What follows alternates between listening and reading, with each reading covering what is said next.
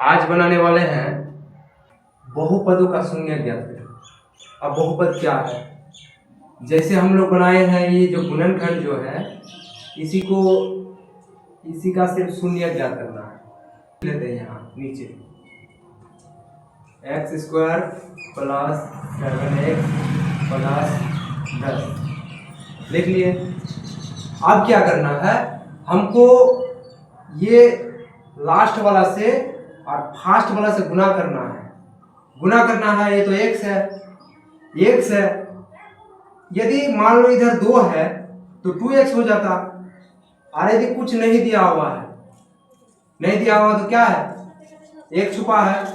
एक ही 10 का 10 पढ़ो एक बार, कई बार में आ रहा है 10 का 10 पढ़ो एक बार, तो 10 आया, ये 7 के बराबर होना चाहिए प्लस 7। अब इसको 10 को लॉसा करके हमको ये लाना है 7 प्लस 7 लाना है। तो लॉसा कर लेते हैं 5। अब तो नहीं कटेगा, 2 इंटू 5 10 और 5 प्लस 2 7। हमको क्या करना है, मतलब कि गुना करने पर हमको 10 लाना है और जोड़ने पर 7 लाना है। 7 तो आ गया है। ये x स्क्वायर को सेम लिख दो, लिख दिए प्लस। तो अब क्या करना है, ये 7 को हमको ये 5 और 2 के रूप में लिख सकते हैं, लिख देंगे 5x प्लस 2x। 5x, ये जो 5 प्लस 2 7 हुआ, 5x प्लस 2x, ये 5x प्लस 2x 7x तो मेरा आ गया है। इसको सेम लिख देंगे, यहाँ से सेम लिख दिए।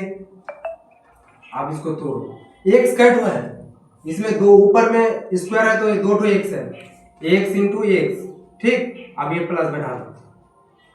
अब 5 का लॉसा करेंगे तो क्या 5 ही होता है, तो 5 x बगल में बैठा है, ये गुना के रूप में बैठा दिए।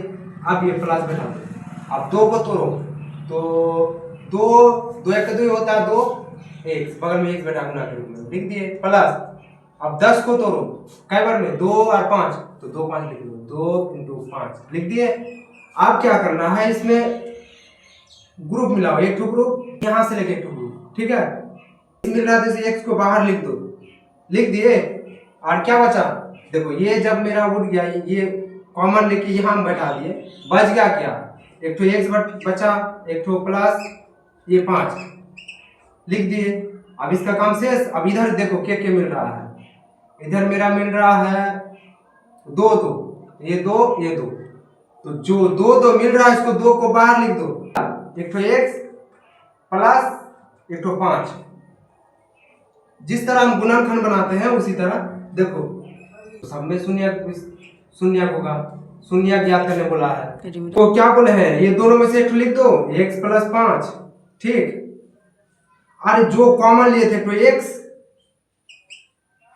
देखो ये दोनों में से यहाँ एक तो प्लस छूट रहा है, ये प्लस होगा, ये जो प्लस है प्लस, ये बढ़ा दिए प्लस 2 बराबर 0, ठीक, 5 बराबर 0 हो गया।